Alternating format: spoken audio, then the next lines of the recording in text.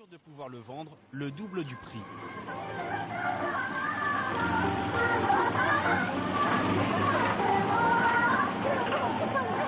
Depuis que la Chine a pris son envol économique il y a 30 ans, le réseau routier s'est considérablement développé.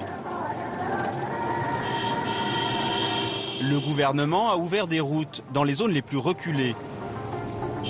Des travaux titanesques pour désenclaver des villages isolés où seuls les chevaux pouvaient assurer le ravitaillement.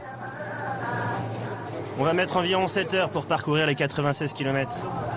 La route qui mène au village de Fong reste l'une des plus périlleuses de Chine. Cheng, le chauffeur, l'emprunte une fois par semaine. Le trajet va être difficile? Oh oui, terrible. La route est dangereuse? Récemment, il y a eu un accident. Un enfant est mort. Mais ne t'inquiète pas, je conduis sur cette route depuis 6 ans maintenant.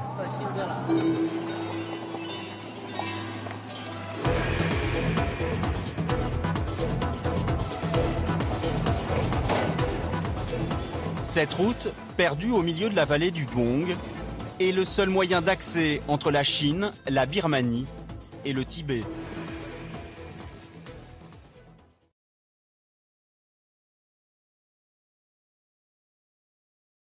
Une maison réservée aux plus pauvres se trouve juste à l'entrée du village de Fong.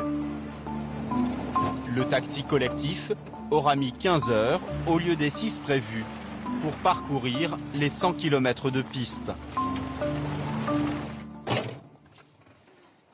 Vous êtes content d'être arrivé? Ah oui, on est heureux d'être là. Mais je suis plein de courbatures.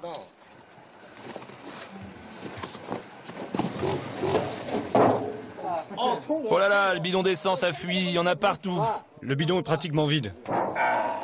Regarde ici la fissure. Toute l'essence est sortie par là.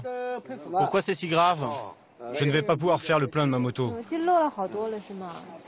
Déçu, Cheng va faire cadeau du peu d'essence qui lui reste. Mais pour ses 15 heures de voyage, il va toucher 100 yens par passager, soit au total 60 €. Une bonne paye qui représente plus d'une fois le salaire moyen dans la région. Et le cochon, comment va-t-il? Il va bien, mon cochon. Un peu de repos, un petit traitement et ce sera bon.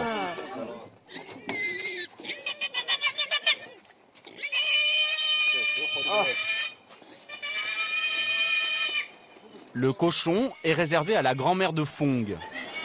C'est elle qui tient la gargote du village. Vous voulez une pomme de terre bien chaude? Elles sont bonnes. Dégage le chien, va-t'en. Elle est surtout la mémoire de la région. Cette vieille dame de 85 ans a toujours vécu ici et garde les traces d'un passé douloureux.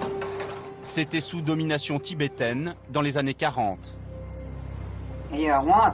C'était quand j'étais jeune. Les seigneurs tibétains venaient ici prendre les femmes pour en faire des esclaves. Ils nous capturaient par dizaines.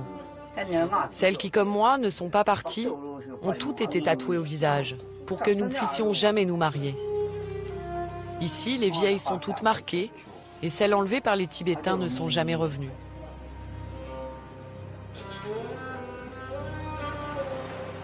Aujourd'hui, les rapports dominants-dominés ont changé, et les femmes de la vallée ne craignent plus les Tibétains, dont les premiers villages ne sont qu'à quelques kilomètres d'ici.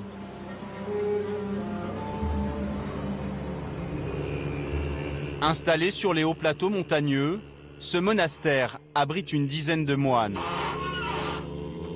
Ensemble, ils partagent leur temps entre prière et méditation. À 22 ans, Zhang est le plus jeune d'entre eux. Sa mission, convertir les habitants de la vallée au bouddhisme. Chez les habitants de la vallée, il y a une recrudescence pour le culte de Bouddha. Depuis que je m'occupe du village, il y a un intérêt beaucoup plus fort pour la religion. C'est une bénédiction pour le monastère.